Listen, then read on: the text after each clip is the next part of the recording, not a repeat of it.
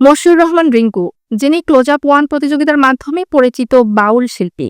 তিনি অসুস্থতার কারণে বর্তমানে গান গাইতে পারছেন না, তবে সুস্থ হয়ে আবারও গানে ফিরতে চান তিনি।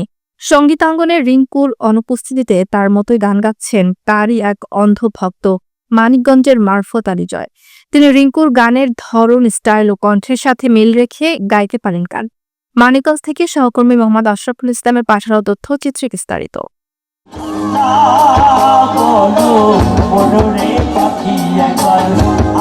ক্লোজ আপ ওয়ান সঙ্গীত প্রতিযোগিতায় লোকগান ও বাউল গান গেয়ে আলোচনায় আসেন মশিউর রহমান রিংকু। 2005 সালের সেই প্রতিযোগিতায় তার অবস্থান ছিল সেরা 5-এ।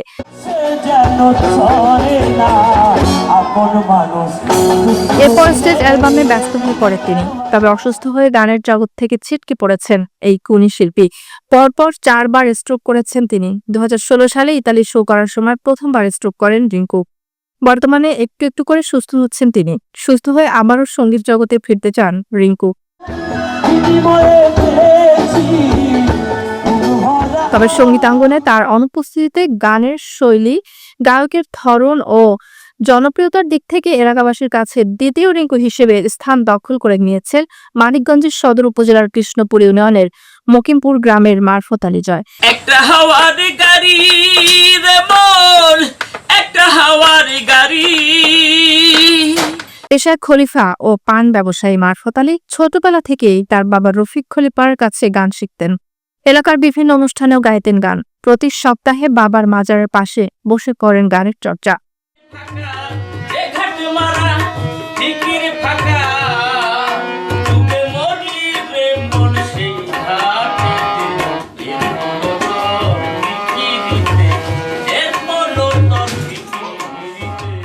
লোকসঙ্গীত ও বাউল গান দিয়ে শুরু হলেও বর্তমানে লালন, ফোক সহ গাইছেন রিংকুর গাওয়া গানগুলো।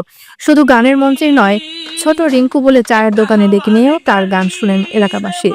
আমার ছোট ভাই ফোক গান, লালন গীতি গান, লোকসঙ্গীত এই গানগুলি মোটামুটি খুব ভালো সুন্দর গাইতে পারে। রিংকু যে গানগুলি গাইতো ওইরকমভাবে আমার ছোট ভাই গান গাওয়ার চেষ্টা করে। প্রায় রিংকুর ভাবেই গাইতে পারে। আপনারা সকলেই ছোট ভাইয়ের জন্য দোয়া করবেন। রিংকুর যে সুরটা যেমন এই মারফত এটা ধরে রাখার চেষ্টা করতেছে।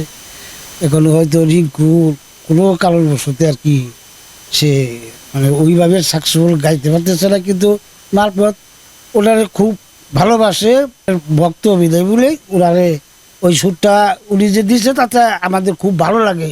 এই জন্য মাঝে মাঝে ওনারে আমরা ডেকে বলি যে মারফত তুমি ওই রিংকুরের সুরটা আমাদের শোনাও।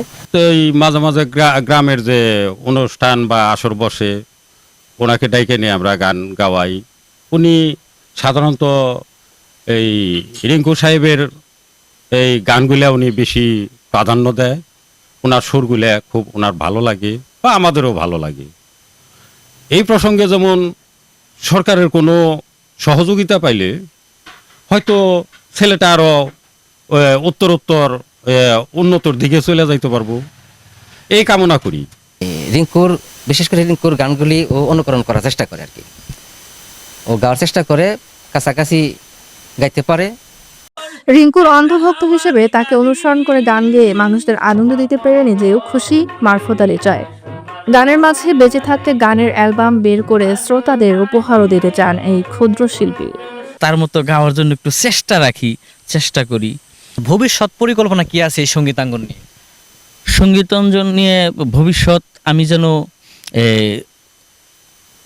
যারা ক্ষুদ্র শিল্পী বলে এই তাদের মতো যদি আমি এই এলাকার সহযোগিতা এবং এই গ্রামের দেশবাসীর সহযোগিতা এবং দেশের বাহিরে যারা আছেন এদের সহযোগিতা যদি আমি উপকার পাই, তবে আমি হয়তো আপনাদের মাঝে কিছু অ্যালবাম পুরস্কৃত করতে পারবো।